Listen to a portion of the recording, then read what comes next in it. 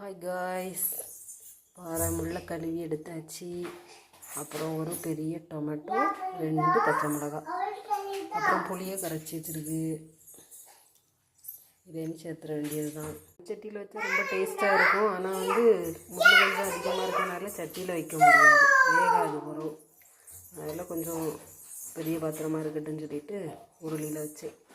அப்புறம் அரைச்சி வச்சு கோகோனட்டை ஆட் பண்ணியாச்சு. கோகோனட்டில் என்னெல்லாம் சேர்த்தேன்னா தேங்காயோட 4-5 சின்ன உள்ளி, அப்புறம் ஒரு பூண்டு, ஜீரகம், கொஞ்சம் ஓமம், கொஞ்சம் வெந்தயம், அப்புறம் வத்தல் பொடி, மல்லிப்பொடி, மஞ்சப்பொடி, அப்புறம் தேவையான அளவு கல் உப்பு. நான் கல் உப்பு தான் சேர்ப்பேன், ஏன்னா டேஸ்ட்டாக இருக்கும் பார்த்துக்குங்க.